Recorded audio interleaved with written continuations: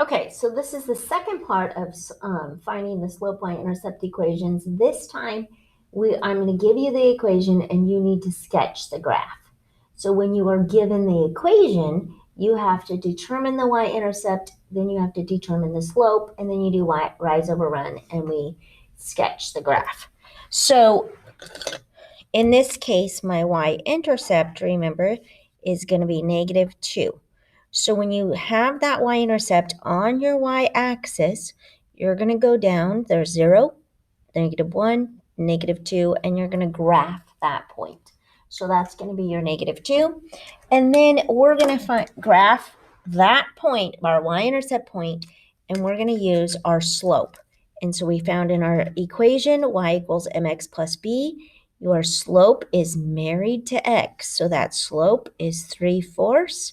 So my rise is 3. And I'm going to go up because it's a positive slope. And then my run is to the right 4. So from your y-intercept, you're going to go up 1, 2, 3, to the right 4. 1, 2, 3, 4. And then I'm going to make another line just to be on good measure. I'm going to make another point. So I'm going to go up 1, 2, 3, and to the right 4. 1, 2, 3, 4. And then I'm going to use a straight edge. And I just have a ruler. I just have an old ruler that I'm just going to use. And you're just going to graph that line. And that's how you do that one. So that's for this one. And then we're going to slide over. Okay, this is, remember, this is that trick question again. X equals -4. This has an X. It does not have a Y.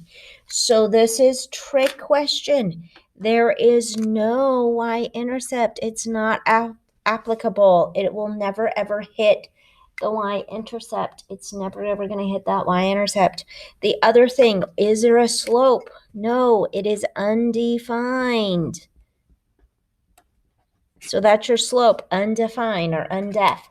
So now what happens when we go through and we're going to graph that equation, we know that that x value is at -4. So I'm going to find my x. Here's 0, 0. I'm going to start. And then I'm going to go -4 on this x-axis. Remember, the x-axis moves left and right. So it's horizontal. It goes straight across. So I got to move to the left. 1, 2, 3, 4. And it's always, all of my points are going to be on that x-axis, on that x value. And so it's any one of these points will be on that line. So I'm just going to go through and you're going to have this nice vertical line straight up and down.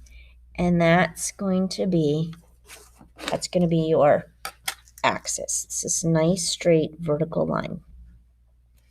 All right, so let's do the next one. It just has y is 7. Well, this is a trick. Again, it's another one of those tricks, 0x. Because 0 times x is just 0 times x is just 0. So my y-intercept in this case is going to be 7.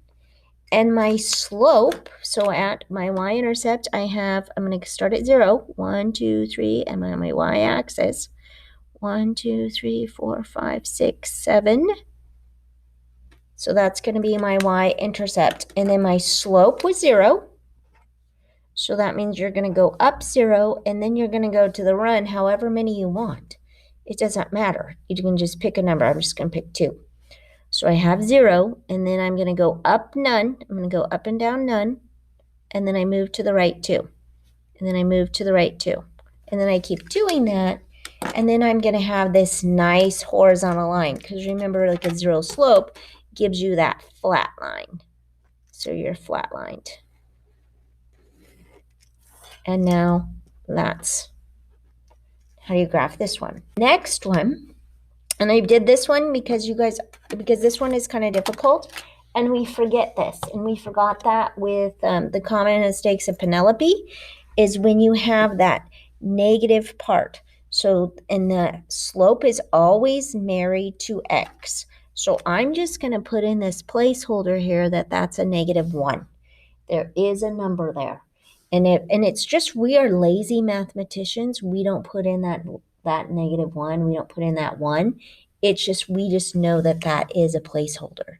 So this y-intercept is 5. So on that y-axis, I'm going to start at 0, 0, and then I'm going to go 1, 2, 3, 4, 5. That's my y-intercept is at 5. And then my next thing, my slope is -1. But I'm going to make this a fraction so I can have my rise overrun. So I'm going to have -1, and then I'm just going to make that a divided by 1. So that's that. That makes it more of a rational number. Even though it's rational, we can see that it's a fraction. So my rise is, I'm going to go down 1, and I'm going to move to the right 1. So from this point, from my y-intercept, I'm going to go down 1 to the right 1. I'm just going to do a couple more. Down 1 to the right 1. Down 1. I don't know why I just did that. Ignore me. Down 1 to the right 1. I don't even know my right and left today. Down 1 to the right 1. Down 1 to the right 1. Down 1 to the right 1. So now you've got this negative slope, and your line is going to be going down. So I'm just going to draw my line.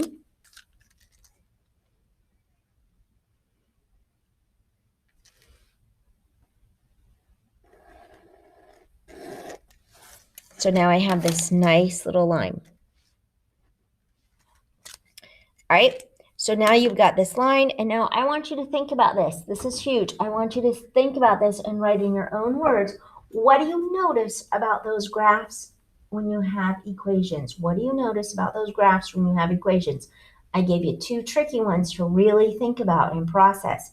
Put some things in your own words.